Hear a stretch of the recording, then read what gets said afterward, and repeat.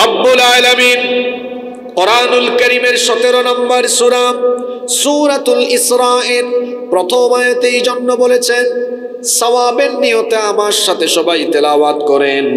আল্লাহ তাআলা বললেন সুবহানাল্লাযী আসরা বিআবদিহি লাইলাম মিনাল মাসজিদিল হারামি ইলাল মাসজিদিল আকসা আল্লাযী বারাকনা হাওলাহু লিনুরিয়াহু মিন আয়াতিনা ইন্নাহু হুয়াস সামিউল বাসীর।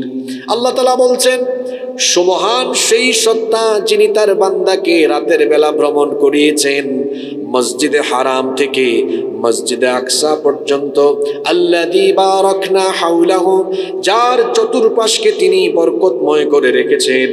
কেন আল্লাহ তাআলা এই সফরটুকু করালেন? লিনুরিয়াহু মিন আয়াতিনা, যাতে করে আল্লাহ তার বান্দাকে তার নিদর্শন সমূহ দেখাতে পারে।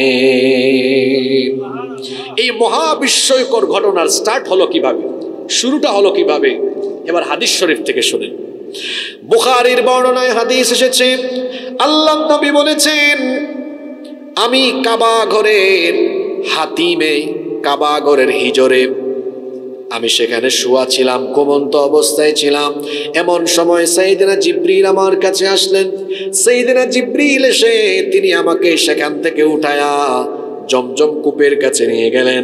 জমজম কূপের পাশে নিয়ে আমাকে শোয়ানোর পরে আমার গলার নিচ থেকে নাভি পর্যন্ত এই অংশটুকু চিরে দ্বিখণ্ডিত, চিরে একেবারে বুকটা চিরে ফেললেন। চিরে ফেলার পরে এরপরে আমার ভেতর থেকে কলব, হৃৎপিণ্ডটা বের করলেন। ফাস্তাখরাজা কলবি, অতঃপর আমার হার্ট, আমার হৃৎপিণ্ড বের করা হলো। সুম্মা উতীতু বিদস্তিম মিন যাহাবিম মামলুআতিন ঈমানা, স্বর্ণের তৈরি একটা পাত্র আনা হলো, যেই পাত্র ঈমান দ্বারা পরিপূর্ণ ছিল। সুবহানাল্লাহ। স্বর্ণের তৈরি সেই পাত্র এনে আমার হৃৎপিণ্ড সেখানে রেখে জমজমের পবিত্র পানি দিয়ে ধৌত করে, অতঃপর ফাগসিলা কলবি সুম্মা হুশিয়া সুম্মা উঈদা, আমার এই কলবকে জমজমের পবিত্র পানি দিয়ে ধৌত করার পরে আবার সেটা প্রতিস্থাপন করা হলো। এটার নাম হলো ওপেন হার্ট সার্জারি। নবীজির সাক্ষ্য সদর সেই দিন আরেকবার হয়েছিল। এর আগে বনু সাদ গোত্রে থাকাকালীন, মা হালিমাতুস সাদিয়ার কাছে থাকাকালীন আরেকবার তার সাক্ষ্য সদর হয়েছিল। মেরাজের ঘটনা শুরু করবার আগে জমজম কুয়ার কাছে এনে আল্লাহ নবীর গলার নিচ থেকে একেবারে বুক পর্যন্ত ছিঁড়ে এরপরে সাক্ষ্য সদর, সিনা ছাক, এই ঘটনাটা যিনি ঘটালেন জোরে বলেন তিনি কি? প্রশ্ন হতে পারে যে গলার নিচ থেকে নাভি পর্যন্ত এতটুকু অংশ চিরে হার্ট বের করে এটাকে কেন জমজমের পবিত্র পানি দিয়ে ধৌত করে হিকমা আর ইলম দিয়ে পরিপূর্ণ করে দেওয়া হলো? কারণ নবীজি এখন এমন একটা সফর আরম্ভ করবেন যা পৃথিবীতে এর আগে কেউ করেনি, কিয়ামত পর্যন্ত এইরকম বিস্ময়কর সফর আর কেউ করতে পারবেও না। আল্লাহু আকবার।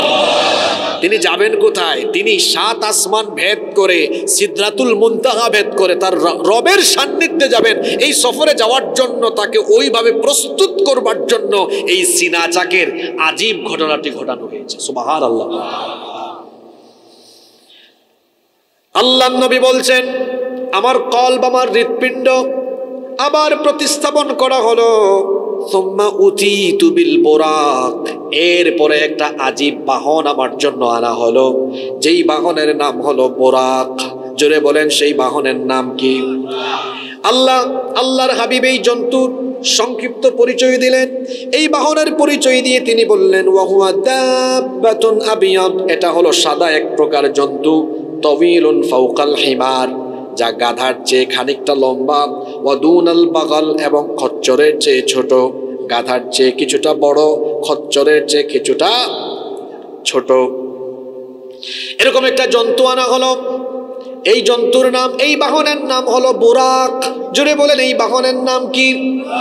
বুরাক। এটা আরবি শব্দ, এটি বারকুন শব্দ থেকে এসেছে, যার অর্থ হলো বিদ্যুৎ। অর্থ কি? বারকুন শব্দের অর্থ হলো বিদ্যুৎ। আকাশে দেখবেন বৈশাখ জ্যৈষ্ঠ মাস সামনে আসতেছে, ঝড় তুফানের সময় আকাশে বিদ্যুৎ চমকায় না? বিদ্যুৎ চমকায়। এই যে বিদ্যুৎ বা আলো, আপনারা অনেকে জানেন আলোর গতি হলো প্রতি সেকেন্ডে 1,86,000 মাইল। কত? 1,86,000 মাইল। আমি তো এখানে জার্নি করে আসলাম, এই যে আমাদের আব্দুল হাই সাইফুল্লাহ ভাই ঢাকা থেকে এখানে আসলেন, হয়তো 300-350 কিলোমিটার জার্নি করে আসলেন।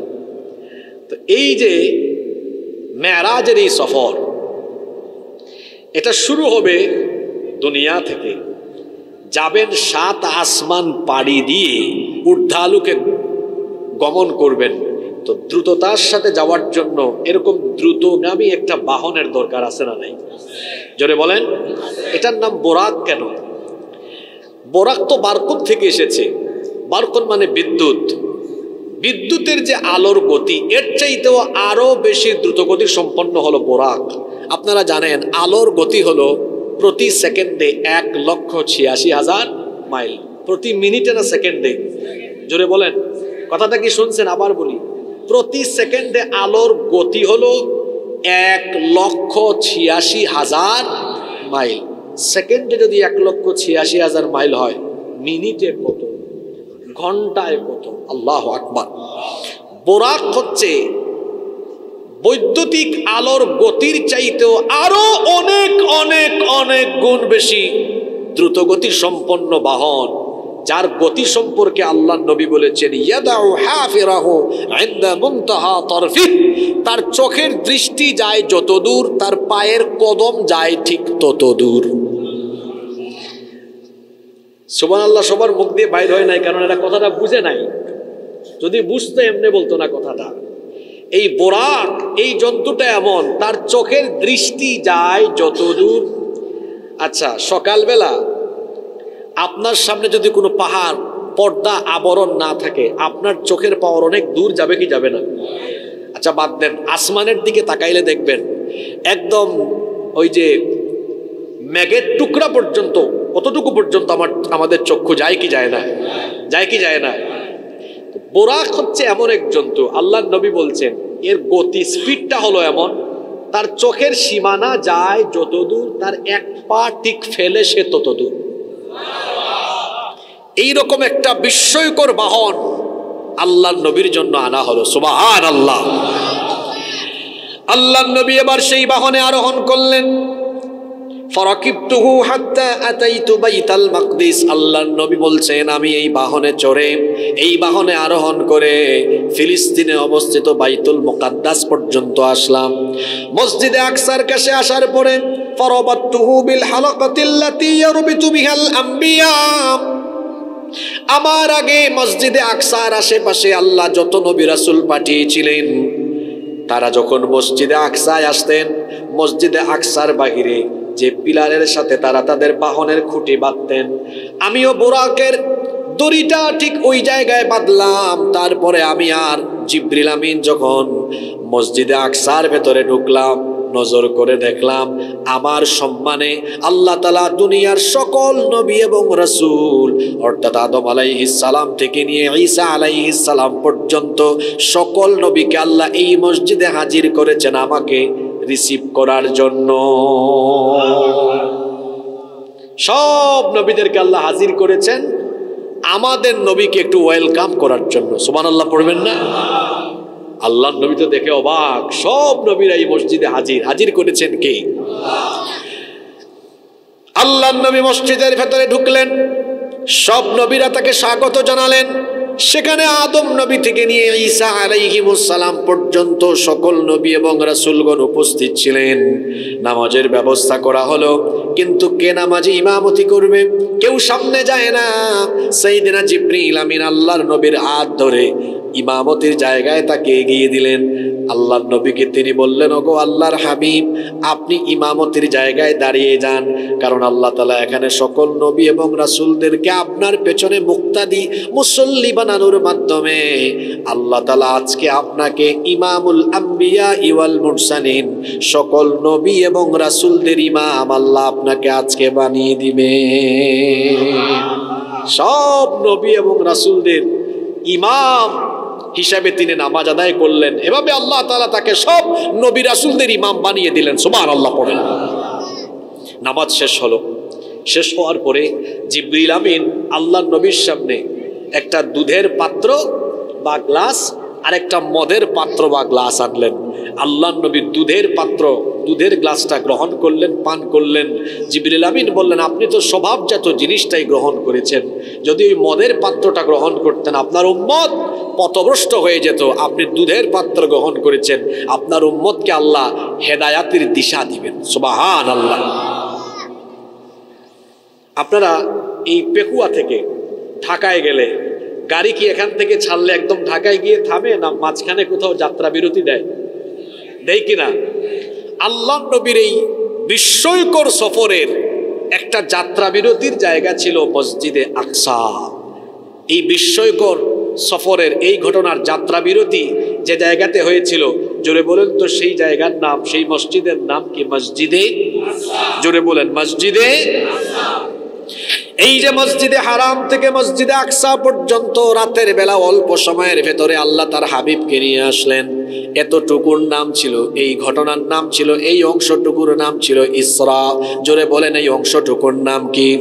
এজন্য আল্লাহ বলছেন, সুবহানাল্লাযী আসরা বিআবদিহি লাইলাম মিনাল মাসজিদিল হারামি ইলাল মাসজিদিল আকসা। সুবহান সেই সত্তা যিনি তার বান্দাকে রাতের বেলা ভ্রমণ করিয়েছেন মসজিদে হারাম থেকে মসজিদে আকসা পর্যন্ত। এখন বলেন তো দেখি, এই আয়াতটা শুরু হয়েছে যে শব্দ দিয়ে, যাদের আয়াতটা মনে আছে একটু আগে শুনছেন, বলেন তো প্রথম শব্দটা কি? সুবহান। বলেন প্রথম শব্দটা কি? আমরা বিপদের টাইমে কি বলি? ইন্না লিল্লাহ। খুশির সময় বলি আলহামদু। আশ্চর্যজনক কিছু শুনলে বলি সুবহানাল্লাহ। এখানে সুবহান দিয়ে এই আয়াতটা কেন শুরু হয়েছে? কারণ এই ঘটনাটা স্বাভাবিক না আশ্চর্যজনক? এই সুবহান শব্দের ব্যাখ্যা হবে আজকে আলোচনার একদম শেষে। কেন? এখানে বিজ্ঞান ভিত্তিক অনেক কথা আছে। আজকে শুধু কিচ্ছা শোনানোর জন্য আমি আপনাদেরকে ঘটনা আনি নাই। এখানে বর্তমান সময় উপযোগী অনেক কথাও আছে, শিক্ষাও আছে, বিজ্ঞান ভিত্তিক অনেক তথ্য আছে। তাহলে এই আয়াতটা সুবহান দিয়ে কেন শুরু হয়েছে আমরা এটা জানবো আলোচনার একদম, বলেন আলোচনার একদম শেষে। মসজিদে হারাম থেকে মসজিদে আকসা পর্যন্ত আল্লাহর হাবিবকে আনা হলো, একটা যাত্রা বিরতি হলো, নামাজ শেষ হলো, এবার পুনরায় আবার সফর আরম্ভ হয়েছে। এখন যে সফরটা আরম্ভ হবে মসজিদে আকসা থেকে, এটার নাম হলো মেরাজ। জোরে বলেন এটার নাম কি? মেরাজ শব্দটি এসেছে উরুজ থেকে, যার অর্থ হলো ঊর্ধ্বাকাশে বা ঊর্ধ্বলোকে, উপরের দিকে গমন করা। এখনকার সফর আর দুনিয়ায় না, এখন যাত্রা বিরতির পরে এখন সফর আরম্ভ হবে উপরের দিকে, যেতে যেতে যেতে যেতে একদম মহান আল্লাহ তাআলার সান্নিধ্যে পর্যন্ত নবীকে নিয়ে যাওয়া হবে। আল্লাহু আকবার। সাইয়েদনা জিবরিল আমিন আল্লাহর নবীকে নিয়ে রওনা করলেন। যেতে যেতে যেতে যেতে সুবিশাল এই মহাশূন্য পাড়ি দিয়ে প্রথম আসমানের কাছে চলে গেলেন। জিবরিল আমিন ফেরেশতাকে অর্ডার করলেন, ফেরেশতার কাছে অনুরোধ করলেন, প্রথম আসমানের দরজাটা খুলে দাও। আসমানের ফেরেশতা বলল, কে আপনি? আপনার সাথে কে? সাইয়েদনা জিবরিল আমিন তার পরিচয় দিলেন, বললেন আমি জিবরিল, আমার সাথে এসেছেন খাতামুন নবিয়্যিন আশরাফুল আম্বিয়া ওয়াল মুরসালিন রাহমাতাল লিল আলামিন মুহাম্মাদুর রাসূলুল্লাহ। আমরা বলি সাল্লাল্লাহু আলাইহি ওয়াসাল্লাম। আল্লাহর হুকুমে আমরা আজ উপরের দিকে গমন করছি।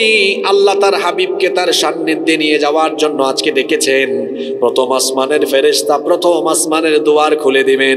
প্রথম আসমানে যাওয়ার পরে হাবিবের সাথে আদম আলাইহিস সালামের দেখা হয়ে গেল।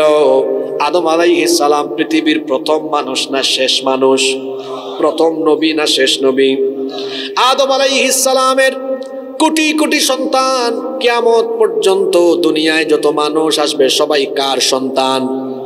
আরো জোরে বলেন, কার সন্তান? বাবা আদমের যত সন্তান আছে তার মধ্যে শ্রেষ্ঠ সন্তান হচ্ছেন মুহাম্মাদুর রাসূলুল্লাহ সাল্লাল্লাহু আলাইহি ওয়াসাল্লাম। এখন বাবার সাথে তার সন্তানদের মধ্য থেকে শ্রেষ্ঠ সন্তানের সাথে হাজার হাজার বছর পরে দেখা। এখন বলেন তো, শ্রেষ্ঠ সন্তানকে দেখে সেই বাবা খুশি কম না বেশি? তিনি মহা আনন্দিত হলেন। জিবরিল আমিন দুজনকে পরিচয় করিয়ে দিলেন, সালাম এবং কুশলাদি বিনিময় করে দুজনে কথা বললেন।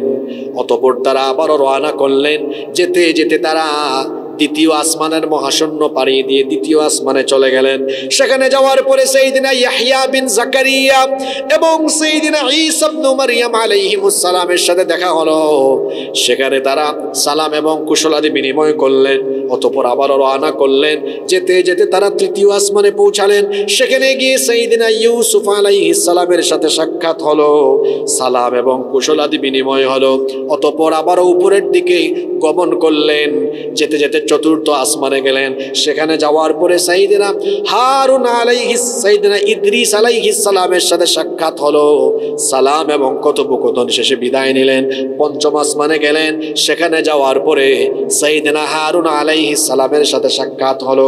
সালাম এবং কুশলাদি বিনিময়ের পরে আবারও ঊর্ধ্বালোকে গমন করলেন। যেতে যেতে ষষ্ঠ আসমানে গেলেন। সেখানে সাইয়েদিনা মূসা আলাইহিস সালামের সাথে সাক্ষাৎ হয়ে গেল। মূসা আলাইহিস সালামের সাথে সালাম এবং কথাবার্তা হলো। তিনি যখন বিদায় নিয়ে আসতেছিলেন, মূসা আলাইহিস সালাম তখন কেঁদে ফেললেন।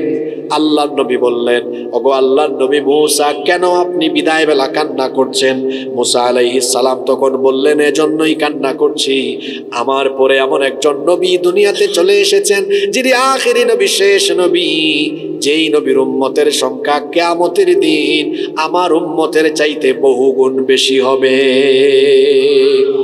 কান্না করছি এই কারণে, যদি আমার উম্মত এরকম বেশি হতো, এই জন্য আমি আফসোস করে কান্না করছি। ষষ্ঠ আসমান থেকে আল্লাহর হাবিব মুসা নবীর কাছ থেকে বিদায় নিয়ে এরপরে উপরের দিকে রওনা করলেন। যেতে যেতে সপ্তম আসমানে চলে গেলেন। সপ্তম আসমানে যাওয়ার পরে দেখা হলো জাতির পিতা আল্লাহর খলিল সাইয়েদনা ইব্রাহিম আলাইহিস সালামের সাথে।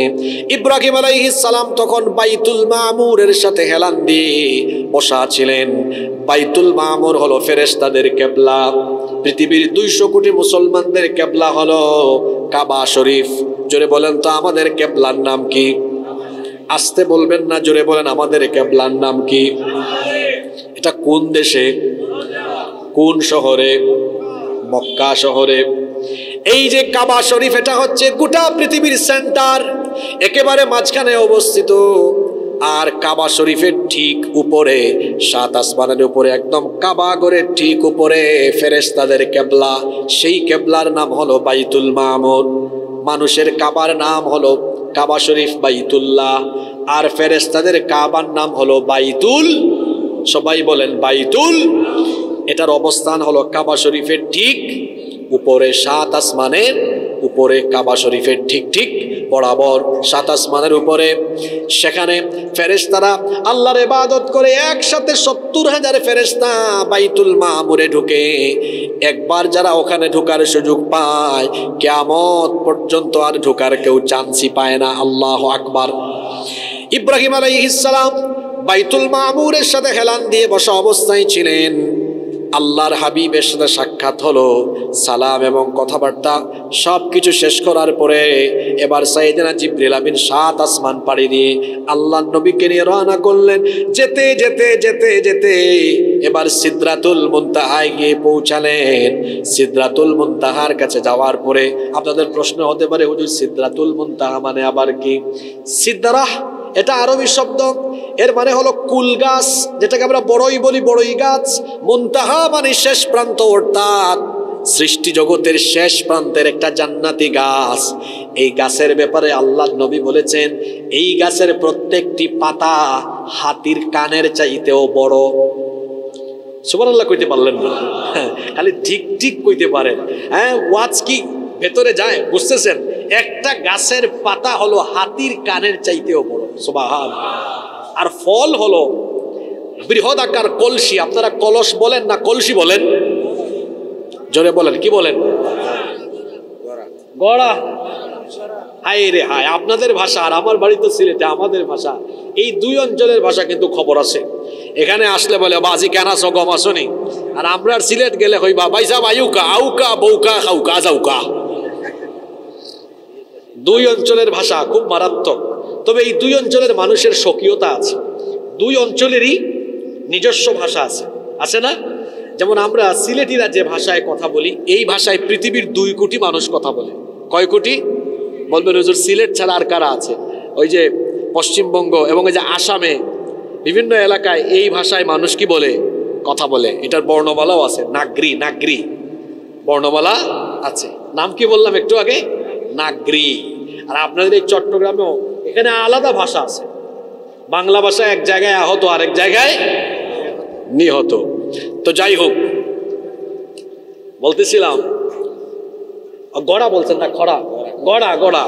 তো সিদরাতুল মুনতাহা এটা জান্নাতের এমন একটা গাছ, এটা এমন একটা গাছ, এটা এমন একটা গাছ যেই গাছের পাতা হলো হাতির কানের মতো, ফল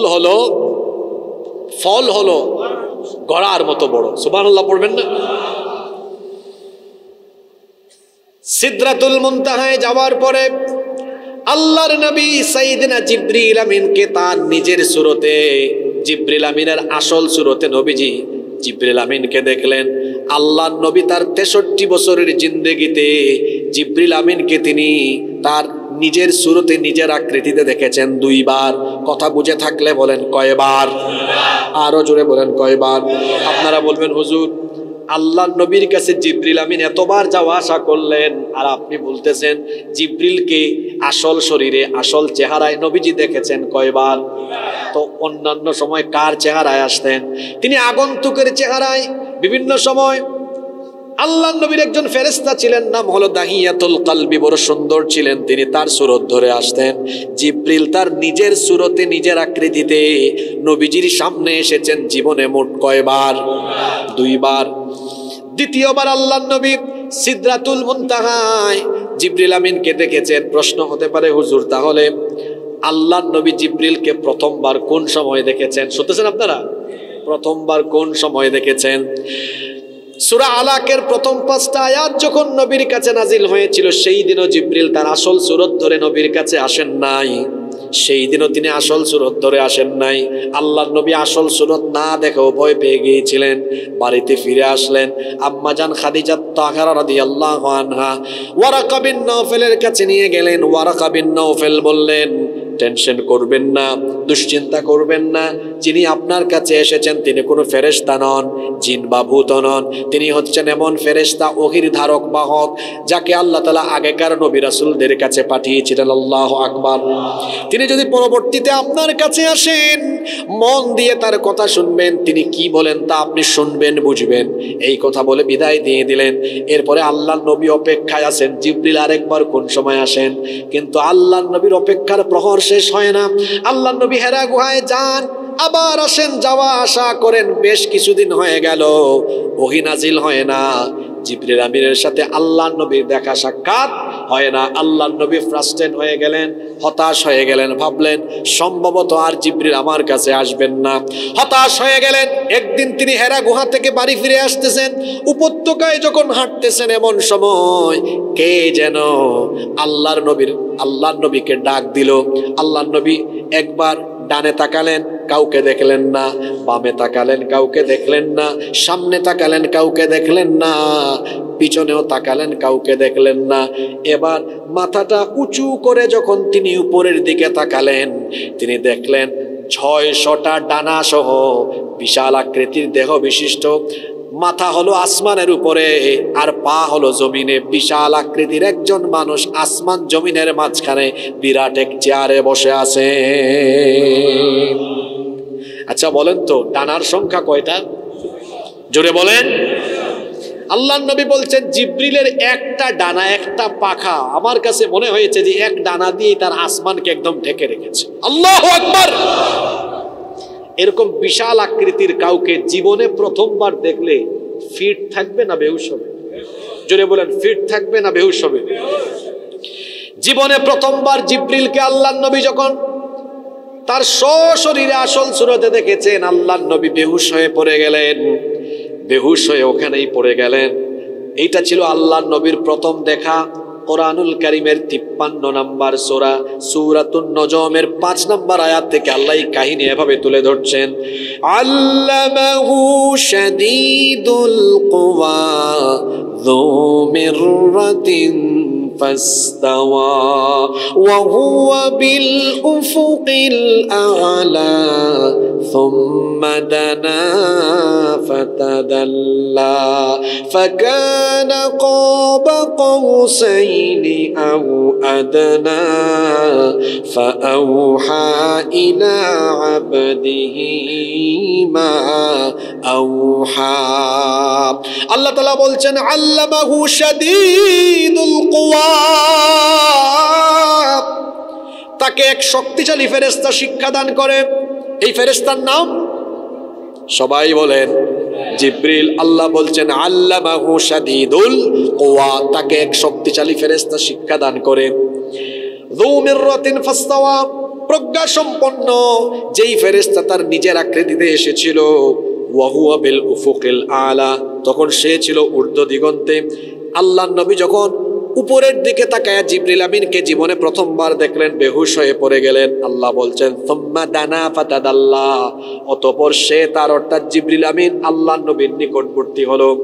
তাফসীরে এসেছে জিবরিল আমিন আল্লাহর নবীর নিকটে এসে আল্লাহর নবীকে চেহারার মধ্যে হাত বুলায় দিয়েছেন, ধুলাবালু সরায় দিয়েছেন।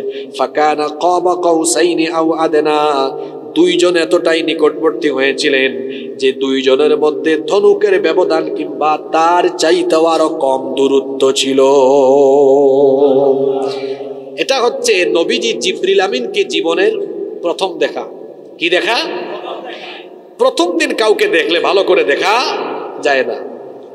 এই যে ছেলেরা বিয়ে করতে যায়, প্রথম দিন মানুষ থাকে তো আশেপাশে, ভালো করে দেখতে, একটু দেখে তো আরেকবার এদিকে তাকায়, দেখতে পারে না। আচ্ছা, এই যে আমি আজকে আপনাদের মাহফিলে আসলাম, যাদের সাথে খাওয়া দাওয়ার সময় আমার কাছাকাছি যারা ছিল, এদের চেহারাখানা আমার মনে আছে। 4 বছর ধরে আসতেছি তো মনে আছে। এখানে যে এত মানুষ বসা, সবার চেহারা কি মনে রাখা সম্ভব?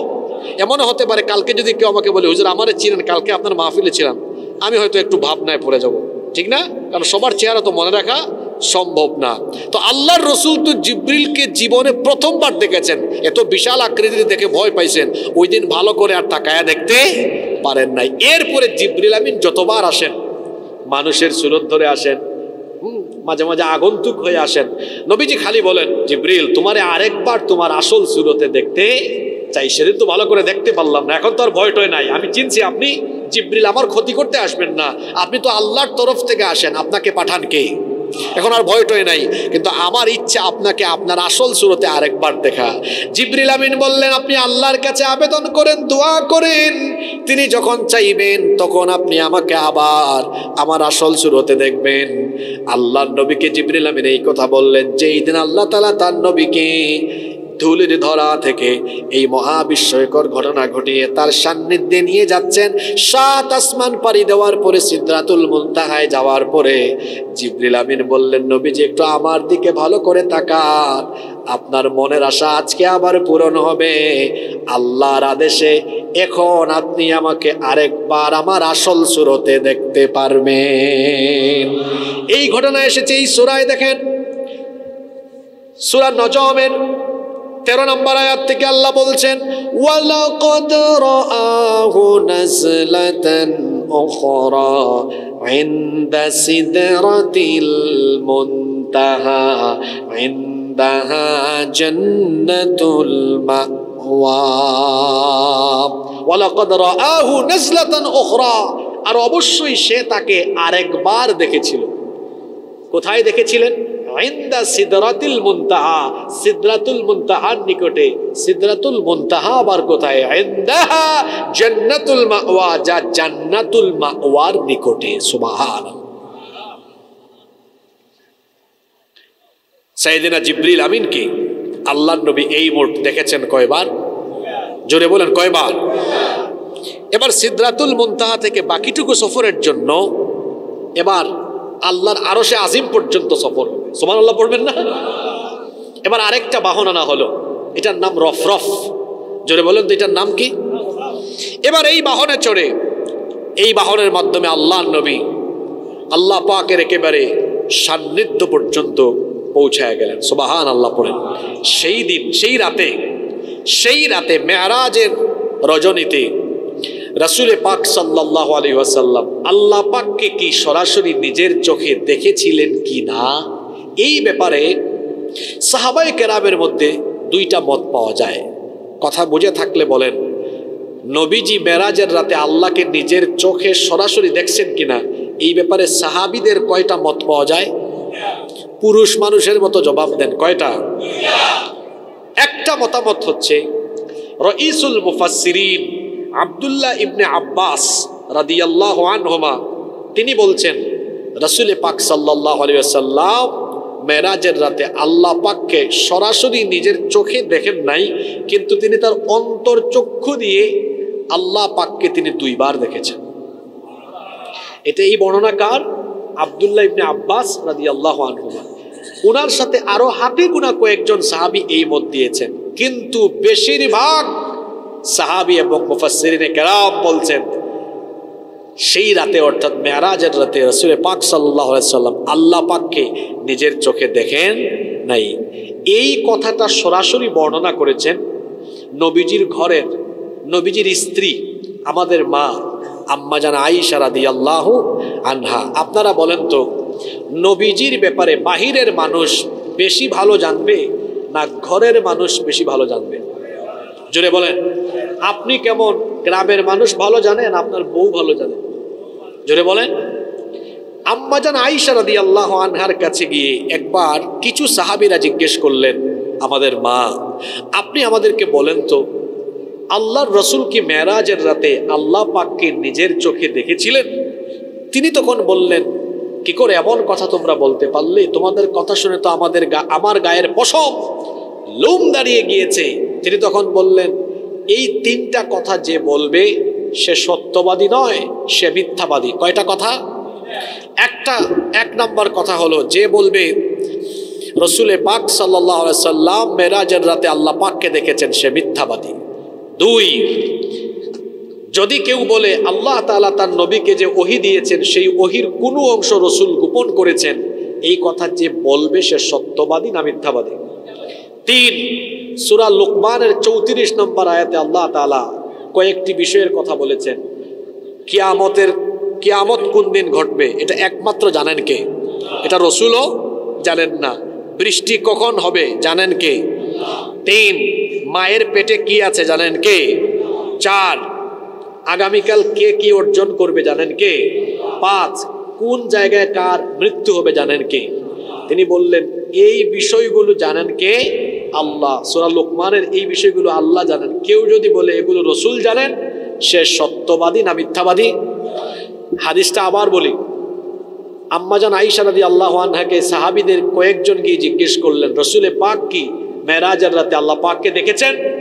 তিনি বললেন এই তিনটা কথা যারা বলবে তারা মিথ্যাবাদী। এক, যারা বলবে আল্লাহর রাসূল মেরাজের রাতে আল্লাহকে দেখেছেন তারা, জোরে বলেন।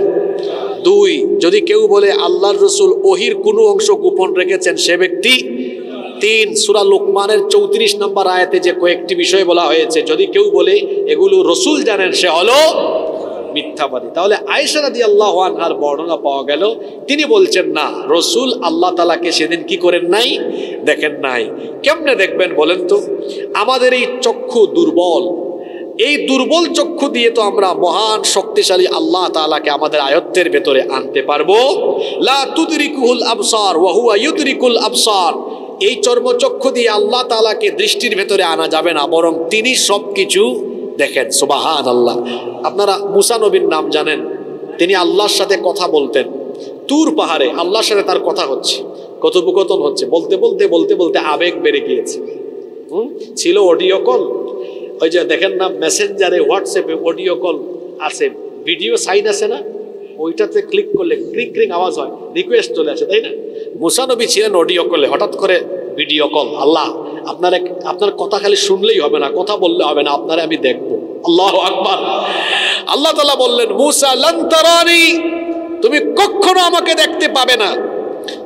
তিনি বললেন, আল্লাহ আমি আপনাকে দেখবই, আপনার কথা যদি এত সুন্দর হয়, না জানি আপনি কত।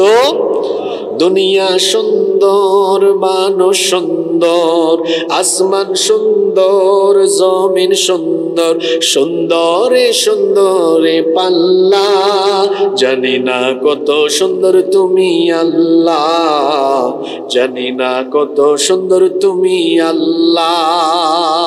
সুবহানাল্লাহ। তিনি বলেন, আল্লাহ আপনার কথা এত সুন্দর, না জানি আপনি কত, আপনাকে অবশ্যই আমি দেখতে চাই। আল্লাহ বললেন, তুমি আমাকে দেখতে পারবে না, এই কোয়ালিটি, এই শক্তি তো তোমার নাই। তিনি বলেন, না আল্লাহ আমি দেখবো। আল্লাহ বললেন, মুসা তো দেখি আমারে ছাড়েই না। আল্লাহ বললেন, ঠিক আছে মুসা, আমার নূরের সামান্য তাজাল্লি দিচ্ছি, যদি এটা সহ্য করতে পারো তাহলে সম্ভবত তুমি আমাকে দেখতে পাবে। সামান্য একটু নূরের তাজাল্লি ফেলার পরে মুসা নবী ওখানেই অজ্ঞান, বেহুশ হয়ে গেলেন। আল্লাহু আকবার। আল্লাহ হুশ ফিরাইয়া দিলেন। মুসা নবী বুঝলেন, আমার মতো দুর্বল মানুষ দুর্বল চক্ষু দিয়ে আল্লাহ তাআলাকে দেখা সম্ভব না অসম্ভব। বলেন, আল্লাহ ভুল হয়ে গেছে, মাফ করে দেন। তাহলে কি আল্লাহ তাআলাকে দেখা যাবে না? অবশ্যই দেখা যাবে। সাহাবীরা আল্লাহর নবীকে জিজ্ঞেস করলেন, হাল নারা রাব্বুনা ইয়াউমাল কিয়ামা, ওগো আল্লাহর নবী, কিয়ামতের দিন কি আমরা আমাদের রবকে দেখতে পাবো? আল্লাহর নবী বললেন, পরিষ্কার আকাশে রাতের বেলা চাঁদ দেখতে কি তোমাদের কোনো অসুবিধা হয় নাকি? সাহাবীরা বললেন, না। আল্লাহর নবী বললেন, পরিষ্কার আকাশে দিনের বেলা সূর্য দেখতে তোমাদের কি কোনো অসুবিধা হয় নাকি? সাহাবীরা বললেন, না। আল্লাহর নবী বললেন, পরিষ্কার আকাশে দিনের সূর্য আর রাতের চাঁদ দেখতে যেমন কারো কোনো অসুবিধা হয় না, জান্নাতে ঠিক তেমনি ভাবে জান্নাতীরা আল্লাহকে চোখের সামনে দেখতে কোনো অসুবিধা হবে না। সেই দিন আল্লাহ তাআলা জান্নাতীদের সামনে এসে জান্নাতীদেরকে দিদার দিবে। আল্লাহ সেই পবিত্র অনুষ্ঠানে তুমি আমাদেরকে শামিল করে দিও। তাহলে আমরা এই ঘটনা জানলাম যে মেরাজের রাতে আল্লাহর রাসূল আল্লাহ তাআলাকে দেখেছেন কিনা। কয়টা মত? জোরে বলেন, কয়টা? এখন আমি আপনাদের উপর ছেড়ে দিলাম, আপনারা ঘরের মত গ্রহণ করবেন না ঘরের বাইরেরটা গ্রহণ করবেন। আমাদের কমন সেন্স কি বলে, ঘরেরটা বেশি শক্তিশালী হবে না বাইরেরটা? জোরে বলেন, ঘরেরটা না বাইরেরটা? অবশ্যই ঘরেরটা। কারণ রাসূল যদি আল্লাহ তাআলাকে দেখতেন, এটা কি তার স্ত্রীর সাথে শেয়ার করতেন না? জোরে বলেন, করতেন কিনা? যেখানে প্রথমবার জিবরিলের সাথে সাক্ষাৎ হওয়ার পরেই এই ঘটনা তিনি প্রথমবার এসে শেয়ার করেছেন, বাহিরের কারো সাথে না ঘরের কারো সাথে? জোরে বলেন, কার সাথে? আপনার চাকরির বেতন বাড়লে, আপনার জীবনে গুরুত্বপূর্ণ কোনো কিছু হইলে সবার আগে গিয়ে কার সাথে শেয়ার করেন? ভাবির সাথে শেয়ার করেন, ঠিক না? তো রাসূল তো যেদিন সর্বপ্রথম ওহীপ্রাপ্ত হয়েছেন, সেই দিনও ঘরে এসে আগে ঘরের মানুষের সাথে শেয়ার করেছেন। তাহলে যদি তিনি আল্লাহ তাআলাকে দেখতেন, তিনি কি তার স্ত্রীর কাছে বিষয়টা শেয়ার করতেন না? জোরে বলেন, শেয়ার করতেন না? অবশ্যই করতেন।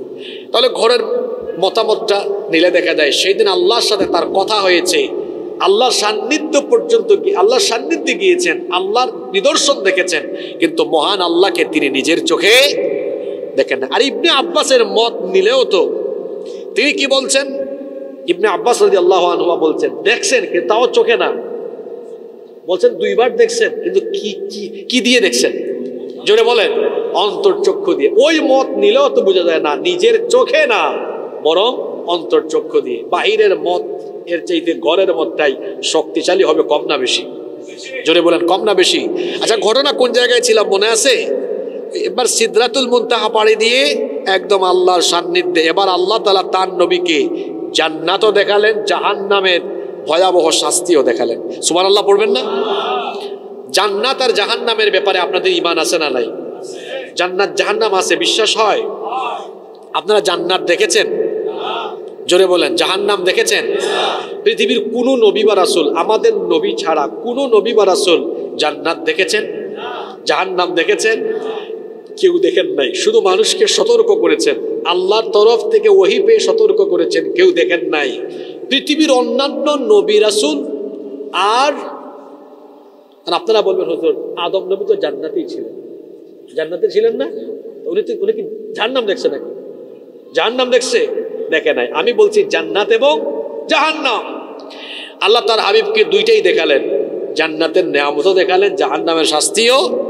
আমরা যা দেখবো হাজার হাজার বছর পরে আল্লাহ নবীকে তা দেখিয়েছেন আল্লাহ আরো ১,৫০০ বছর আগে। আল্লাহু আকবার। সেখানে সুদখুরের কি শাস্তি, জিনা ব্যভিচারের কি শাস্তি, গীবতের কি শাস্তি, আরো বিভিন্ন পাপের, এতিমের মাল খাইলে কি শাস্তি, বিভিন্ন পাপের অপকর্মের শাস্তি আল্লাহ তাআলা তার হাবিবকে নিজের চোখে দেখিয়েছেন, যাতে করে উম্মতকে তিনি এসে এই পাপ অপকর্মের ব্যাপারে সতর্ক করতে পারেন। আল্লাহু আকবার। যেহেতু লম্বা হয়ে যাবে বললে আমরা ওইদিকে যাচ্ছি না, আমাদের আরো গুরুত্বপূর্ণ কথা আছে। এই যে আমানতের খেয়ানত করা, তারপরে এতিমের মাল খাওয়া অন্যায়ভাবে, গীবত করা, চুগলখুরি করা, সুদ খাওয়া, জিনা ব্যভিচার করা, বিভিন্ন পাপের শাস্তির রকমগুলো কেমন আল্লাহ তার হাবিবকে দেখিয়েছেন। সব দেখানোর পরে এবার আবার ফিরে আসার পালা।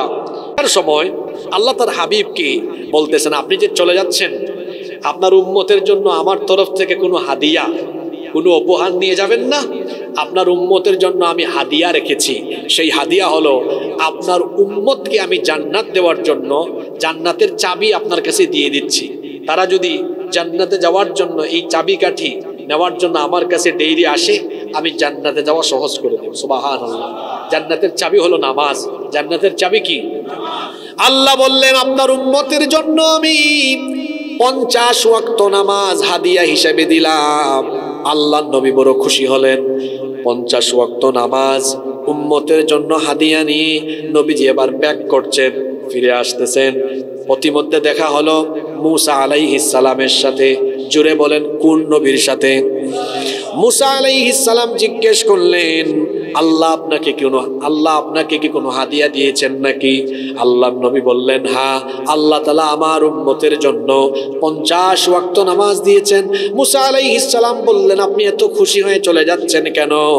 আমি তো আপনার সিনিয়র নবী, আমার অভিজ্ঞতা আছে। আমার উম্মতকে আল্লাহ মাত্র 2 ওয়াক্ত নামাজ দিয়েছেন। এই 2 ওয়াক্ত নামাজ তারা ঠিক মতো আদায় করতে পারে নাই।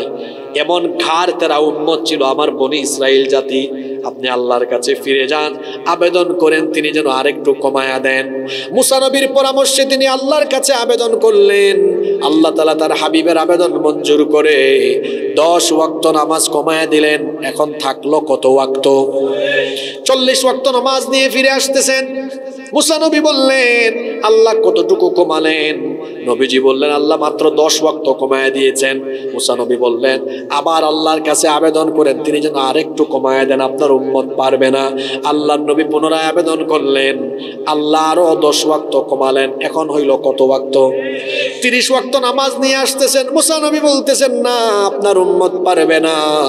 আবার আল্লাহর কাছে আবেদন করেন যেন আল্লাহ আরেকটু কমায়া দেন। আল্লাহর নবী আবার আল্লাহর কাছে আবেদন করলেন। আল্লাহ তাআলা আবেদন মঞ্জুর করে আরো 10 ওয়াক্ত কমায়া দিলেন। এখন হইল কত ওয়াক্ত? 20 ওয়াক্ত হইল। 20 ওয়াক্ত নিয়ে চলে আসতেছেন। মুসা নবী বললেন, না, আপনার উম্মত পারবে না। আল্লাহর কাছে আবেদন করেন আল্লাহ তাআলা যেন আরেকটু কমায়া দেন। মুসা নবীর এই পরামর্শ শুনে আল্লাহর নবী আরেকবার আবেদন করলেন। আল্লাহ তাআলা আরো 10 ওয়াক্ত নামাজ কমায়া দিলেন। এখন হইল কত ওয়াক্ত? 10 ওয়াক্ত নামাজ নিয়ে ফিরে আসতেছেন। মুসা নবী বললেন, আপনার উম্মত 10 ওয়াক্তও পারবে না। আল্লাহর কাছে পুনরায় আবেদন করেন তিনি যেন আরেকটু কমায় দেন। এবার আল্লাহর নবী আবেদন করার পরে আল্লাহ আরো 5 ওয়াক্ত কমায় দিলেন। এখন থাকলো কত ওয়াক্ত? মুসা নবী আবারও বললেন না, বলেন আল্লাহকে আরো কমায় দিতে। আমার উম্মত 2 ওয়াক্তও পারে নাই, আপনার উম্মত 5 ওয়াক্ত কেমনে পারবে? আল্লাহর নবী বললেন, না, আমি আর ফিরে যাব না, আমার বড় লজ্জা লাগতেছে। এতবার ফিরে গিয়েছে, আবার ফিরে গেলে আমার কাছে খারাপ লাগবে, লজ্জা লাগতেছে, আমি আর ফিরে যাব না, এই 5 ওয়াক্ত নিয়েই আমি আমার উম্মতের কাছে চলে যাব। আল্লাহর নবী এবার চলে আসতেছেন। আল্লাহ তাআলা বলতেছেন, হাবিব, আমি 50 ওয়াক্ত নামাজ দিয়েছিলাম, এখন কমাতে কমাতে আপনার আবেদন মঞ্জুর করে 5 ওয়াক্ত দিলাম। মন খারাপ করেন না, দুঃখিত হইয়েন না যে 50 ওয়াক্ত থাকলে আমার উম্মত বেশি সওয়াব পাইতো, এমনটা ভাবিয়েন না। হ্যাঁ, দিয়েছিলাম 50, কমাতে কমাতে দিয়েছি 5, কিন্তু আপনার উম্মত যদি এখন 5 ওয়াক্ত নামাজও আদায় করে, সওয়াব আমি 5 ওয়াক্তের না দিয়ে 50 ওয়াক্ত নামাজের সওয়াব দান করে দিব। হ্যাঁ, সুবহানাল্লাহ কইতে পারি আমরা সুন্দর, কিন্তু 5 ওয়াক্ত নামাজে আমরা আসতে পরিস্থিতি বড় কঠিন। মাহফিলের প্যান্ডেলে মানুষের জায়গা হয় না, আর নামাজের টাইমে মসজিদে মানুষ পাওয়া যায় না। হাদিস শরীফের মধ্যে এসেছে, শয়তান কোন সময় হাসে আর কোন সময় কাঁদে। ভালো করে শুনেন, শয়তান কোন সময় হাসে আর কোন সময় কাঁদে। আল্লাহর নবী বলেছেন, যখন কোনো ব্যক্তি আল্লাহকে সাজদা দেয়, ইবলিস এটা দেখলে, শয়তান এটা দেখলে, এটা দেখলে ইবলিস ওই ব্যক্তির কাছ থেকে দূরে চলে যায়। শয়তান এই ব্যক্তির সাজদার দৃশ্য দেখলে কাঁদে। এই হাদিস আমাকে আপনাকে বার্তা দিল, আমরা নামাজে গেলে ইবলিস কাঁদে, আর আমরা যখন নামাজে যাই না ইবলিস তখন হাসে। কথা বুঝে থাকলে সবাই বলেন দেখি, আমরা নামাজে গেলে ইবলিস হাসে না কাঁদে? সবাই বলেন, আমরা নামাজে গেলে ইবলিস কাঁদে না হাসে? আর আমরা নামাজে না গেলে ইবলিস? সুন্দর উত্তর দিয়েছেন। নাও টেক ইউর ডিসিশন, এবার আপনারা সিদ্ধান্ত নেন।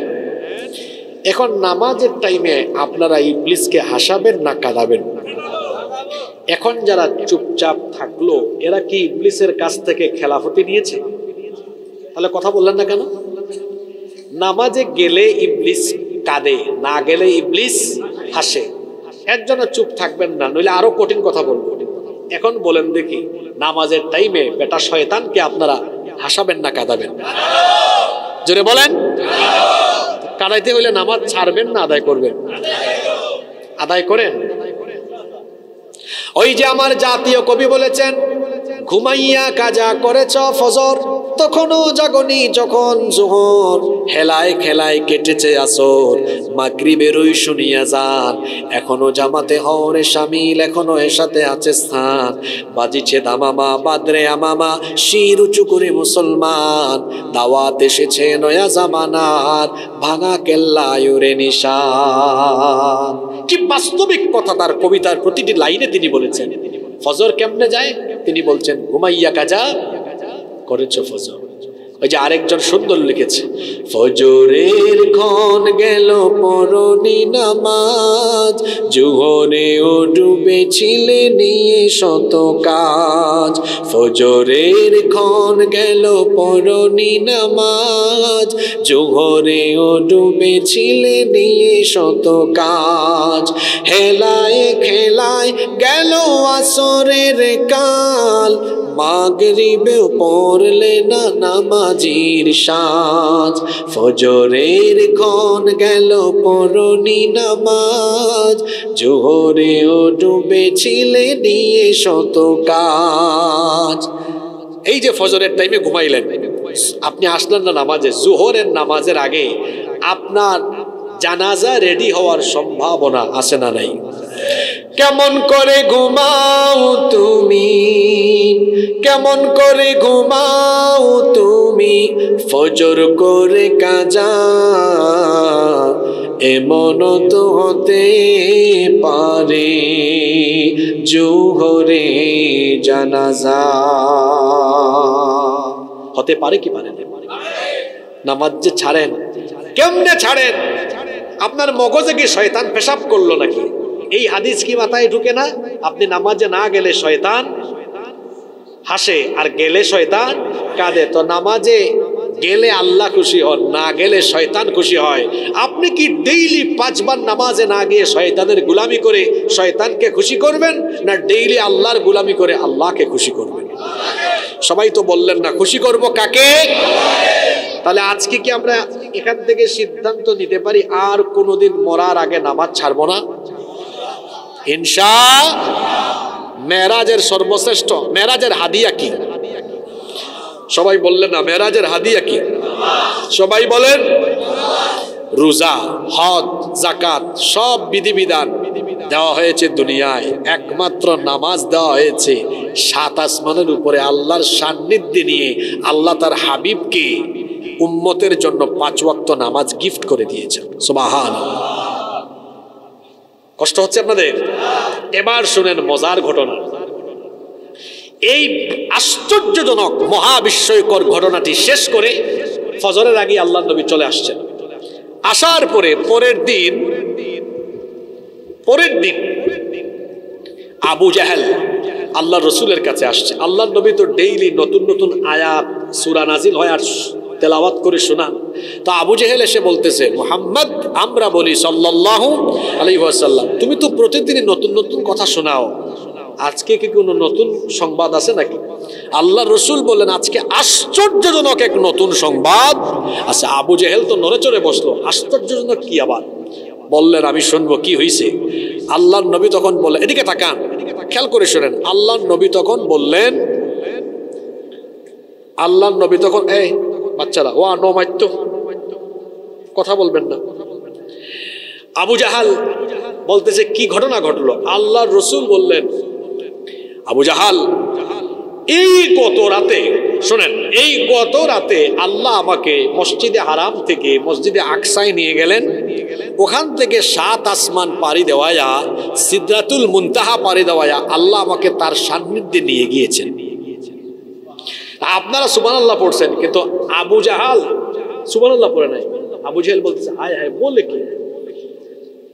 ওই যে বললাম আপনাদের মগনামার কেউ যদি বলে, দোস্ত, গত রাতে আমি পেকুয়া থেকে ঢাকায় গিয়ে, ঢাকা থেকে তুরস্ক গিয়ে, তুরস্ক থেকে মিশর গিয়ে তারপর আবার আসছি, আপনি বেড়া তার সেটা পাগল হয়ে গেছে, বলবে না?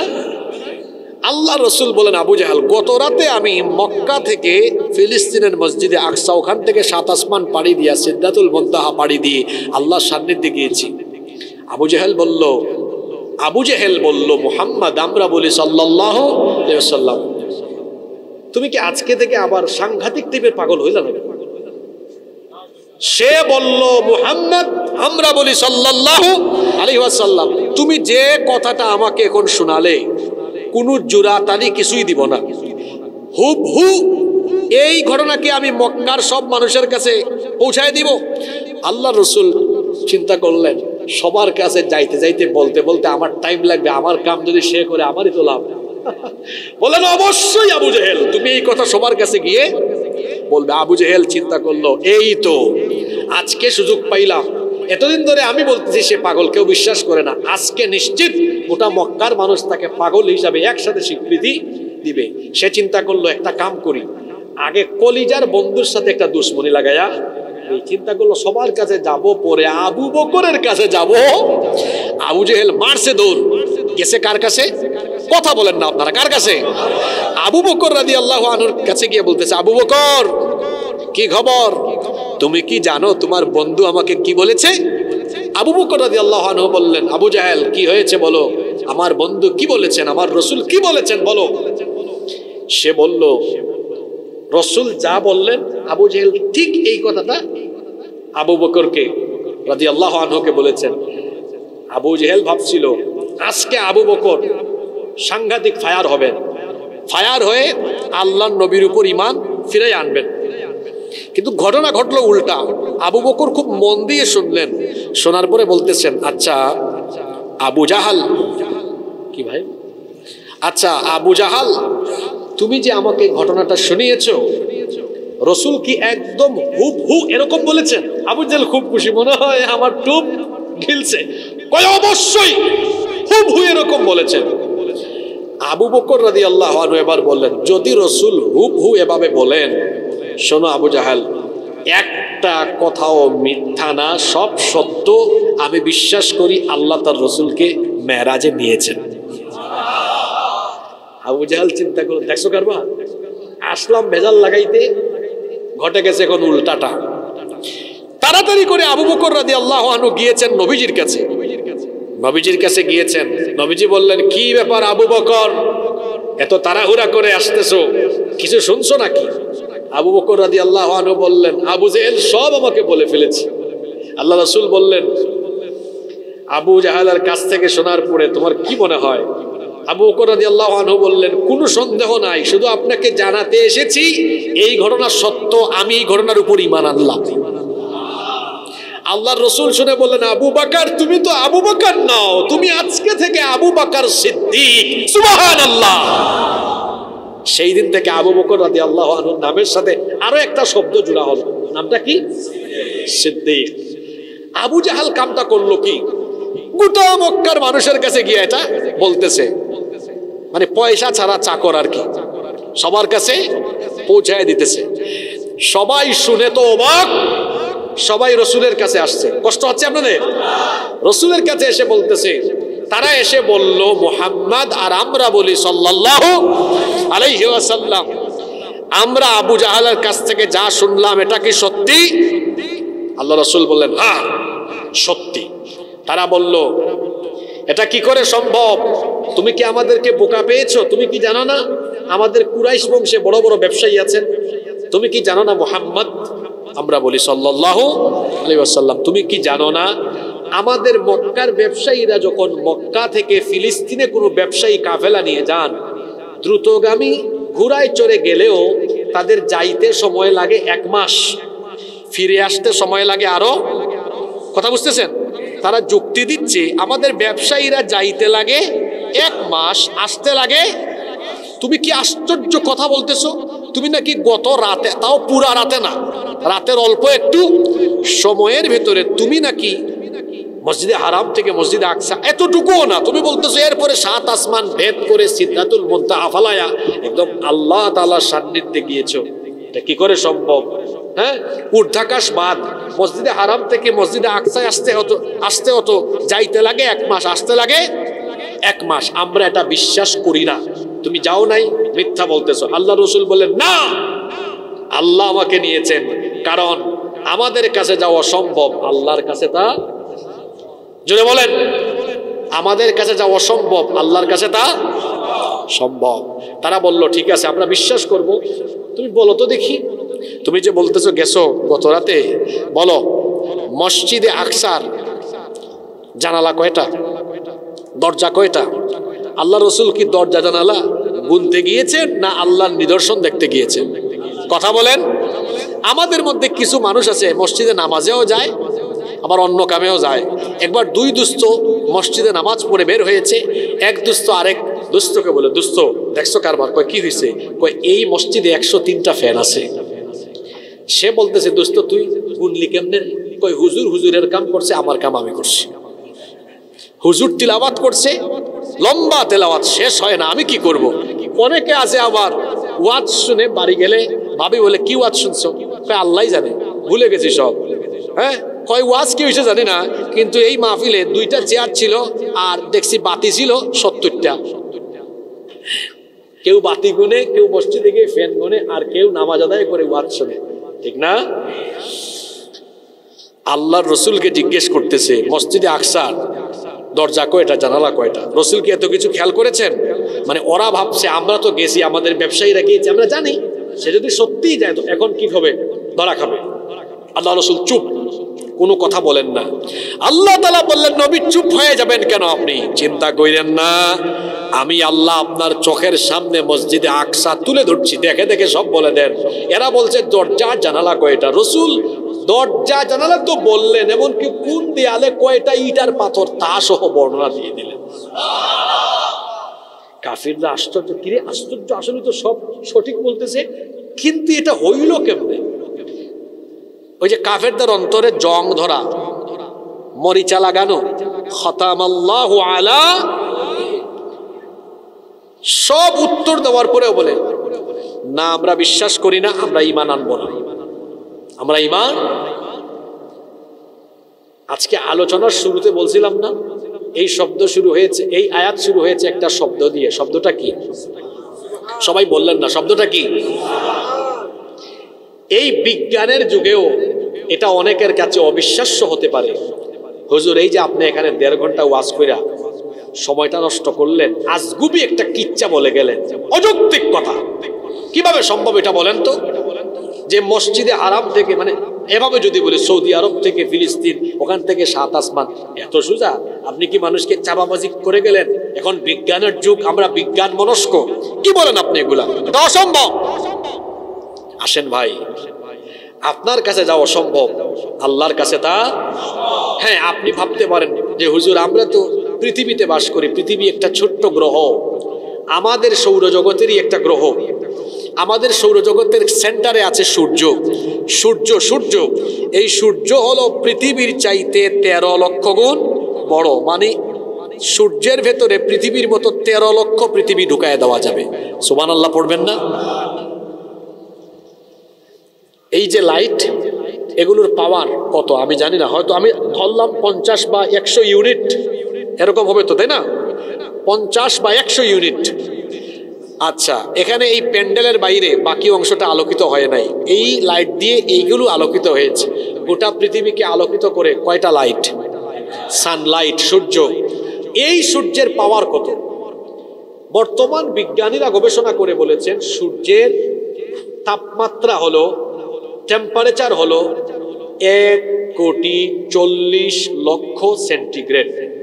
সুবহানাল্লাহ কইতে ইচ্ছা করলো না? 1,40,00,000।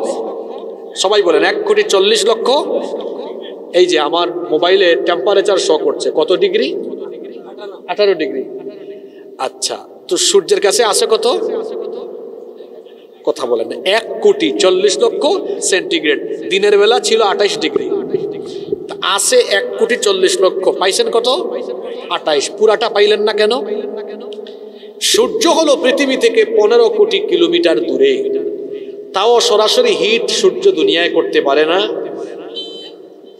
উপরে বায়ুমণ্ডলে আল্লাহ অনেকগুলো ফিল্টার বা স্তর সৃষ্টি করেছেন। আজকের বিজ্ঞান এগুলো গবেষণা করে নামও দিয়েছে, ট্রাপোস্ফিয়ার, স্ট্রাটোস্ফিয়ার, আইনোটোস্ফিয়ার, এরপরে ম্যাগনেটোস্ফিয়ার, এক্সোস্ফিয়ার, এইরকম অনেকগুলা ফিল্টার বায়ুমণ্ডলে আছে।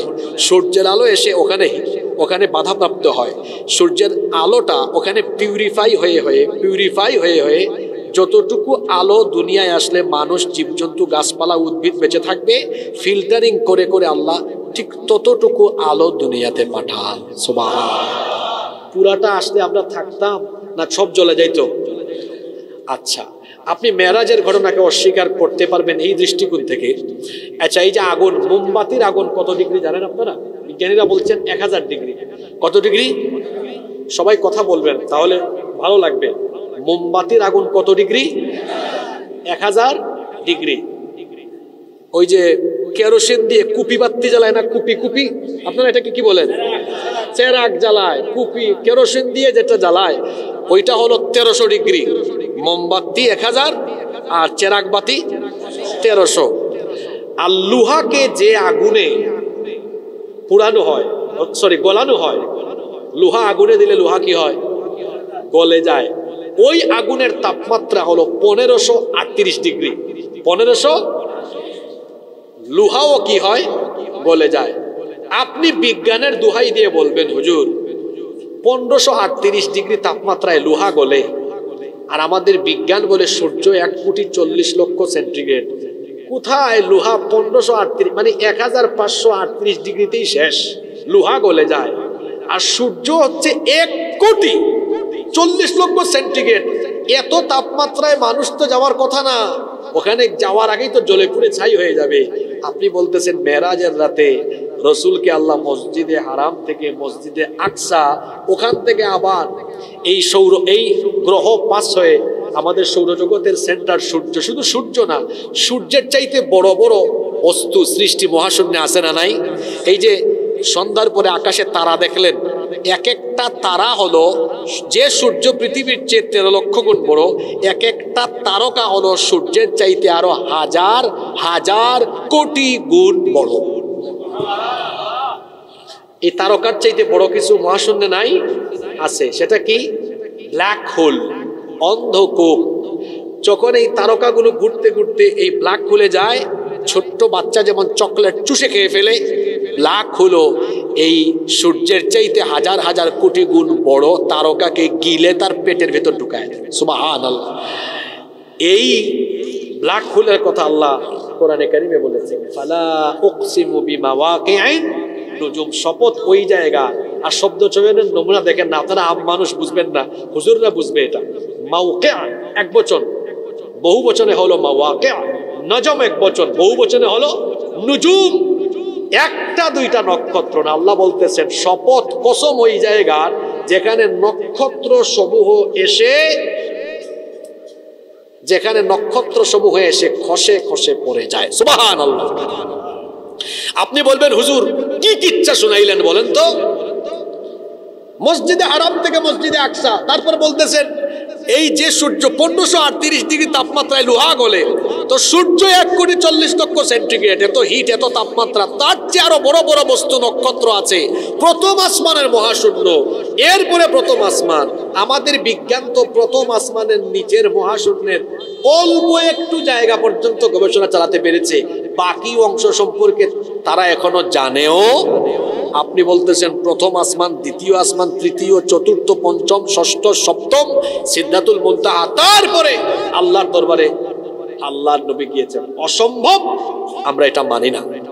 বিজ্ঞানের দোহাই দিয়ে আপনি বলতে পারেন মানি না। কারণ আমেরিকান নাসা, তারা যে নবযানে করে নবচারীরা মাঝে মাঝে যায়, চাঁদেও গিয়েছে। কোনদিন শুনবেন তারা একেবারে মঙ্গল গ্রহ সুদ্ধা ওখানে দখল করে ঘর বাড়ি বানিয়ে ফেলছে, শুনতে পাবেন হয়তো। উপরের দিকে গেলে তারা দেখবেন পিঠের মধ্যে অক্সিজেনের সিলিন্ডার নিয়ে যায়, কারণ উপরে গেলে অক্সিজেন ধীরে ধীরে কি হয়, কমে যায়। তো আপনি বলবেন রসুল 1500 বছর আগে গিয়েছেন, কয়টা অক্সিজেন সিলিন্ডার নিয়ে উঠছেন? আমরা এটা বিশ্বাস করি না। শোনেন তাহলে এবার, আপনার জ্ঞানে আর বিজ্ঞানীদের জ্ঞানে এমন বহু বিষয় আছে যা অসম্ভব, কিন্তু আল্লাহর কুদরত দ্বারা তা সম্ভব। যেমন আপনাকে কয়েকটা উদাহরণ দিই। আগুনের মধ্যে কোনো মানুষকে ফেললে ওই মানুষ থাকবে না জ্বলে যাবে? সবাই কথা বলেন, থাকবে না জ্বলে যাবে? কিন্তু ইব্রাহিম আলাইহিস সালামকে যখন নমরুদ আগুনে ফেলেছিল, ইব্রাহিম নবীকে কি আগুন জ্বালাতে পেরেছে? আমার আপনার জ্ঞান বলে আগুন মানুষ পুরায়, আর আল্লাহ সেদিন তার কুদরত দেখিয়েছেন। নমরুদের জ্বালানো আগুনকে আল্লাহ ইব্রাহিম নবীর জন্য জান্নাতের ফুল বাগান, আরামদায়ক বাগানে পরিণত করেছেন। ইব্রাহিম নবী বয়স্ক কালে তার নাতি নাতনিরা তাকে একবার জিজ্ঞেস করতেছে, দাদা আপনার জীবনে সবচেয়ে আরামের সময় কোন সময় ছিল? তিনি বলতেছেন, আমার জীবনের সবচেয়ে আরামের সময়টা ছিল যখন নমরুদ আমাকে আগুনে ফেলেছিল। ওই সময় আল্লাহ আমাকে এমন আরাম দিয়েছেন, এমন আরাম আমি আর জীবনেও পাইনি।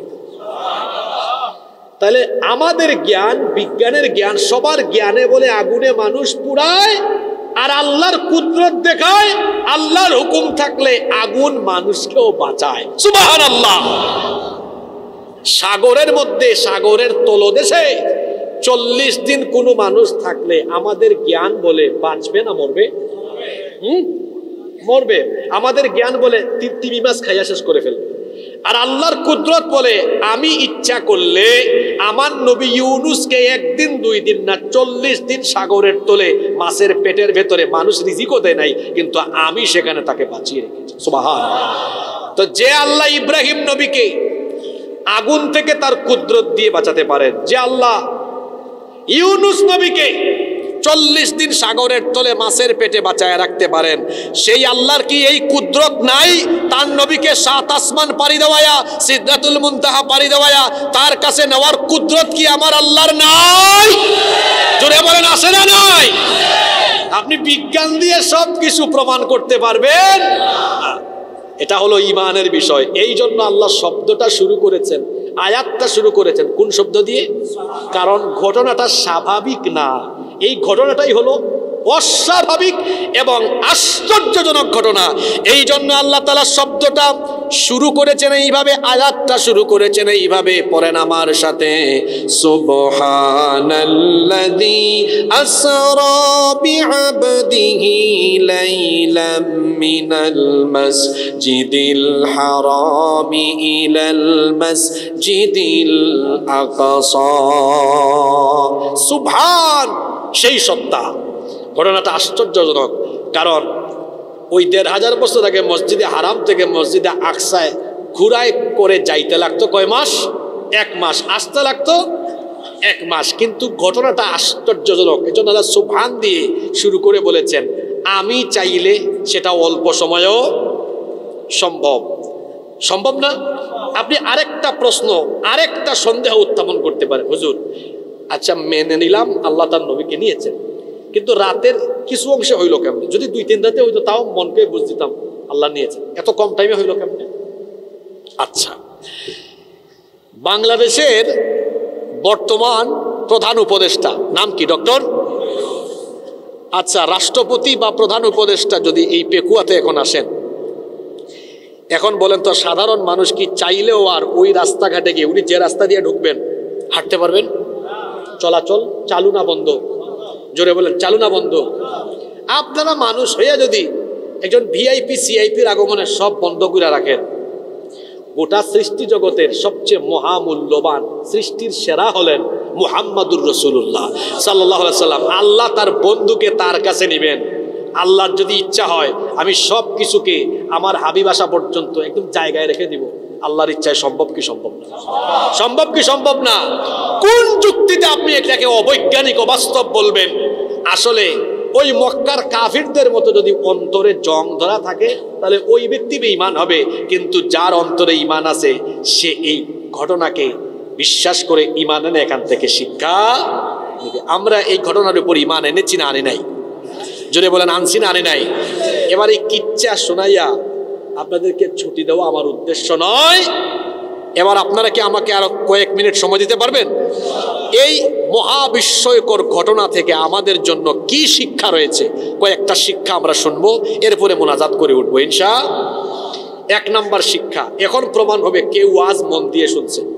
প্রতিটা প্রশ্ন যে উত্তর দিতে পারবে বোঝা যাবে সে ওয়াজ মন দিয়ে শুনেছে। বলেন তো সফরটা শুরু হয়েছে কোথা থেকে? মাশাআল্লাহ, মসজিদে হারাম থেকে। খুব মনোযোগ চলো, মসজিদ থেকে। এই সফরটা আবার শেষ হয়েছে কোথায়? না, ফিরে এসছেন আবার কোথায়? আবার মসজিদে। শুনেন, এগুলো আগামীকালকে এলাকায় চায়ের দোকানে বসে বসে ওয়াজ করবেন, আপনারা ওয়াজ করবেন। কালকে এই ওয়াজ শুনছি।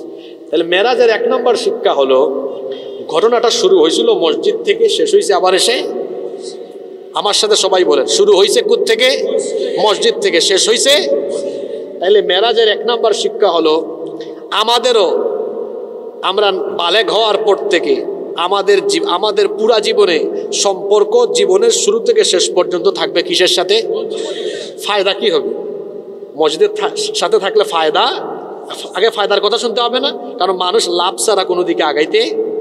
ওকে, লাভ হলো রসুল বলেছেন কিয়ামতের দিন 7 শ্রেণীর মানুষকে আরশে আজিমের ছায়ার নিচে তিনি জায়গা দিবেন। এর মধ্যে 1 শ্রেণী হলো রাজুলুন কলবুহু মুআল্লাকুন ফিল মাসাজিদ, মসজিদের সাথে যার অন্তর ঝুলে থাকে, অর্থাৎ যেই ব্যক্তি মসজিদের সাথে সম্পর্ক রাখে, আজান হলে মসজিদে, আজান হলে মসজিদে, আজান হলে মসজিদে, ওই ব্যক্তিকে আল্লাহ কিয়ামতের দিন মহব্বত করে ডেকে তার আরশের ছায়ার নিচে জায়গা দিবে। তাহলে মেরাজের 1 নম্বর শিক্ষা, আমাদের সম্পর্ক থাকবে মাজারের সাথে না মসজিদের সাথে? জোরে বলেন, মাজার না মসজিদ? আমার দেশে এমন বহু মানুষ আছে মসজিদের সাথে সম্পর্ক নাই, মাজারের সাথে। এমন বহু বাবাও আছে নামাজ নাই, নামও দিছে ল্যাংটা বাবা। আর বাংলাদেশে এমন এমন বাবার মাজার আছে, আশ্চর্য হবেন শুনলে। কয়েকটা বলি, গুগল শরীফে এগুলো আবার সার্চ দিয়া মিলাই নিয়েন। কি নাম? খেতা শাহ, গেদা শাহ, বুদাই শাহ, বদনা শাহ, ল্যাংটা শাহ, যেগুলা বললাম আছে না, ওই চট্টগ্রামের সীতাকুণ্ডে দেখবেন মিয়া ডাইল চাউল রহমতুল্লাহ আলাইহির মাজার আছে না এরকম। কি আশ্চর্য আশ্চর্য নাম। গত বছর আমি গিয়েছিলাম রাজবাড়ি, কুষ্টিয়া মাহফিলে যাচ্ছি রাজবাড়ি দিয়ে, দেখলাম শহরের মধ্যে বিশাল একখানা গেট, গেটের মধ্যে লেখা জামাই পাগল বাবার দরবার শরীফ। কি লিখছে? আপনারা এটা গুগলে সার্চ করবেন, দেখবেন পাবেন রাজবাড়িতে। আমি তো আশ্চর্য হলাম। আমি ছবি তুলে, এটা আমার নামে একটা ফেসবুক পেজ আছে, ওখানে পোস্ট করে ক্যাপশন দিলাম, আমি রাজবাড়ি শহরে জামাই পাগল বাবার দরবার পেয়েছি। বাংলাদেশে কি কোথাও বউ পাগল দরবার আছে? আমি এটা প্রশ্ন করে পোস্ট করছি, আমি এমনি ফান করে দিলাম দেখি পাই কিনা। আশ্চর্য, 5 মিনিট যাইতে না যাইতে আরেকজন আমার মতো ছবি তুলে ওইটা কমেন্ট করে মুন্সিগঞ্জের গজারিয়া থেকে লিখেছে, হুজুর আছে তো, আমার বাড়ি মুন্সিগঞ্জের গজারিয়া, এই নেন ছবি দিলাম, এখানে আছে বউ মস্তান শাহ রহমতুল্লাহ আলাইহি। জামাই পাগলও আছে, বউ পাগলও। আমরা অলিয়া উলিয়া বিরোধী না। আপনি ভাবতে পারেন যে হাসিবুর রহমান হুজুর কি অলিয়া উলিয়া বিরোধী নাকি? আপনি অলিয়া উলিয়া কারে শিখান? আমার বাড়ি কোথায়? সিলেটে। বাংলাদেশের সবচেয়ে বেশি অলিয়া উলিয়া এসেছেন কোন জায়গায়? আপনারা চট্টগ্রামের মানুষ 12 আউলিয়ার ভূমি এটা, আর সিলেট হলো 360 আউলিয়ার ভূমি। পীর মাশায়েখ কারা আমাদেরকে চিনেন না, আমরা পীরাউলিয়া চিনি। আমরা পীরাউলিয়া চিনি বলে ভণ্ড পীরদের বিরুদ্ধে কথা বলি, যারা পীরাকির সুরত ধরে মানুষের ঈমান আকীদা লুট করে। এইসব ভণ্ডদের সাথে আমাদের কোনো সম্পর্ক। আল্লাহর ওলিদের কবরকে মাজার বানিয়ে, মাজারের পাশে বাজার বসিয়ে, সেখানে গাজার আখড়া বসিয়ে যারা মানুষের ঈমান লুট করে, এইসব বেঈমানদের সাথে আমাদের কোনো সম্পর্ক। সম্মানিত ভাইয়েরা, তাহলে মেরাজের প্রথম শিক্ষা, এই সফরটা শুরু হয়েছিল কোথা থেকে? সবাই বলেন, মসজিদ থেকে। শেষ হয়েছে কোথায়? আমাদের সম্পর্ক থাকবে কিসের সাথে? আরশের নিচে, আরশে আজিমের ছায়ার নিচে জায়গা দিবেন কে? 2, মেরাজের 2 নম্বর শিক্ষা হলো, আচ্ছা এই সফরের যাত্রা বিরতি একটা মসজিদে হয়েছিল, ওই মসজিদটার নাম কি? মাশাআল্লাহ, আপনারা খুব মনোযোগ দিয়ে ওয়াজ শুনছেন। মসজিদে আকসা। তাহলে বোঝা গেল মক্কা আর মদিনার মসজিদে নববী, মক্কা মদিনার পরে আমাদের কাছে সবচেয়ে গুরুত্বপূর্ণ 3 নম্বর মসজিদ, এটার নাম কি? মসজিদে। এটাকে এখন ইহুদিরা দখল করে রেখেছে। আমার ফিলিস্তিনি ভাই বোনদেরকে, কিংবা আমরা যারা আছি, দেখেন আমরা ইচ্ছা করলে ওমরায় যাই, হজে যাই, মক্কা শরীফ যাই, মদিনা শরীফ যাইতে পারি। বাংলাদেশ থেকে ইচ্ছা করলে আপনারা যাইতে পারেন মসজিদে আকসায়। কথা বলেন না কেন? কেন ভেজাল লাগায় রাখছে কারা? ইহুদিরা। সতর্ক হও, এটা আমাদের ভূমি। মসজিদে আকসা ফিলিস্তিন, এটা মুসলমানদের ভূমি, তোমরা দখল করে রাখতে পারবা না। ইমাম মাহদি আসবেন, তারপরে ঈসা আলাইহিস সালাম আসবেন, দাজ্জালকে হত্যা করবেন, ইমাম মাহদি আসবেন, ঈসা নবী আসবেন, মসজিদে আকসা পুনরুদ্ধার করা হবে। মসজিদে আকসায় আবার পৃথিবীর মুসলমানরা নামাজ পড়বে। মেরাজের এই ঘটনা থেকে 2 নম্বর শিক্ষা হলো, ওই মসজিদ পুনরুদ্ধারে, ওই মসজিদের প্রতি প্রেম ভালোবাসা সমুন্নত রেখে এই মসজিদ এবং তার জনপদের অধিবাসীদের পক্ষে আমরা সব সময় থাকব। আমরা ফিলিস্তিনিদের পক্ষে থাকব। এটা মেরাজের কয় নম্বর শিক্ষা? কষ্ট হচ্ছে নাকি আপনাদের? 3, মেরাজের 3 নম্বর শিক্ষা হলো, মেরাজের রাতে আল্লাহর দেওয়া উপহার হলো আমাদের জন্য কি? জোরে বলেন, নামাজ। অনেকে আছে মেরাজের রাতে ইমাম সাহেব হুজুরকে গিয়ে বলে, হুজুর মেরাজের নামাজ কয় রাখা? মেরাজের রোজা রাখবো কেমনে? আমাদেরকে অনেকে ফোন দেয়, হুজুর আবাজি কি বলেন, মেরাজের নামাজ কয় রাখা, মেরাজের রোজা রাখবো কেমনে? হায় রে হায়, পরিস্থিতি হয়েছে এমন, এক লোক গিয়েছিল একবার ওয়াজে মাহফিলে, গিয়ে হুজুরের পাগড়ির বয়ানের নসিহত শুনছে, পাগড়ির ফজিলত। আসার পথে আজান হয়েছে, মাথায় নাই পাগড়ি, কই এত মজার বয়ান শুনলাম, ওয়াজ শুনলাম, পাগড়ি না বাঁধলে কি হয়? লুঙ্গি খুলে বাঁধছে পাগড়ি। এখন সে পাগড়ি ঠিক করতে দেয়, তার ফরজ শেষ। আমার বাংলাদেশে দেখা যায় সারা বছর বেনামাজি, তারপর হুজুরকে বলে, হুজুর মেরাজের নামাজ কেমনে পড়তাম?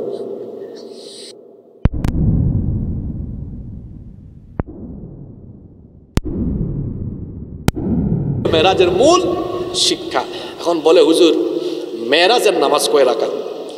মেরাজের আলাদা কোনো নামাজ, মেরাজের আলাদা কোনো রোজা নাই, বরং মেরাজের হাদিয়া হলো 5 ওয়াক্তের নামাজ। মনে থাকবে? এটা কয় নাম্বার শিক্ষা? দেখি তো কি বলছিলাম। 1 নম্বর শিক্ষা, আমাদের সম্পর্ক থাকবে কিসের সাথে? কারণ এই সফর শুরু হয়েছিল কোথা থেকে, শেষ হয়েছে কোথায়? 2 নম্বর শিক্ষা, আমাদের আবেগ প্রেম ভালোবাসা থাকবে একটা মসজিদের প্রতি, যেটা এই ঘটনার সাথে সম্পৃক্ত। এটার নাম কি? আল আকসা। আমরা স্লোগানও দিব, ফ্রি ফ্রি আল আকসা, ফ্রি ফ্রি আল আকসা। 3 নম্বর শিক্ষা, মেরাজের উপহার আমাদের জন্য। মরার আগ পর্যন্ত এই নামাজ আর ছাড়বো না। একটু আল্লাহ তাআলাকে হাত তুলে দেখান তো। মাশাআল্লাহ, আবেগে তুলছেন না বুঝে শুনে তুলছেন? একটু হাতটা তুলে দিয়ে রাখেন, বলেন নামাজে না গেলে খুশি হয় কে? গেলে খুশি হন কে? সারা জীবন খুশি করব কাকে? আল্লাহ কবুল করেন। মেরাজের 4 নাম্বার শিক্ষা হলো এই রাতে আল্লাহ তাআলা তার হাবিবকে জাহান্নামের বিভিন্ন শাস্তি দেখাইছেন কি দেখান নাই? সুদের শাস্তি, আমরা কি সুদ খাবো? জোরে বলেন, সুদ খাবো। গীবতের শাস্তি, আমরা কি গীবত করব? আল্লাহ নবীকে আল্লাহ জিনা বেবিচার পরকীয়ার শাস্তি দেখিয়েছেন। জিনা বেবিচার পরকীয়ার সাথে আমাদের কোনো সম্পর্ক থাকবে? আল্লাহর রসুলকে আল্লাহ তাআলা সেই রাতে এতিমের সম্পদ ভক্ষণকারীদের শাস্তি দেখিয়েছেন। এতিমের মাল খাবো? জোরে বলেন, এতিমের মাল খাবো? আমানত নষ্ট করলে কি শাস্তি হয় দেখিয়েছেন। আমরা কি আমানত নষ্ট করব? সংক্ষেপে যদি বলি, পাপী তাপী গুনাহগাররা জাহান্নামে কি শাস্তি পায় সে শাস্তি আল্লাহ দেখিয়েছেন। মেরাজের শিক্ষা হলো আমরা ওই জাহান্নাম থেকে বাঁচার জন্য সকল পাপ ছাড়বো, সকল নেক আমল ধরব। রাজি আছেন? বেশি কথা বললে মনে থাকে না। কয়টা শিক্ষা বললাম? এই 4টা শিক্ষা নিয়ে বাড়ি যান। অন্তত এই কথাগুলো কালকে সবার কাছে ছড়ায় দিবেন। 1, আমাদের সম্পর্ক থাকবে কিসের সাথে? 2, আমরা একটা মসজিদকে মুক্ত করার জন্য আওয়াজ তুলবো, পক্ষে থাকবো। সেই মসজিদের নাম কি? 3, মেরাজের উপহার ছাড়বো না আদায় করব? সবাই বললেন না, ছাড়বো না আদায় করব। 4 নাম্বার শিক্ষা, ওই রাতে আল্লাহ তার হাবিবকে জাহান্নামের শাস্তি দেখিয়েছেন। জাহান্নামে যাওয়া লাগে যে সকল পাপ আর গুনাহ করলে সকল পাপ সকল গুনাহ ছাড়বো, সকল নেক আমল করব। বলেন ইনশাআল্লাহ। আল্লাহ তাআলা এই শিক্ষাগুলো আমাদের জীবনে প্রতিফলন করার তৌফিক দান করেন।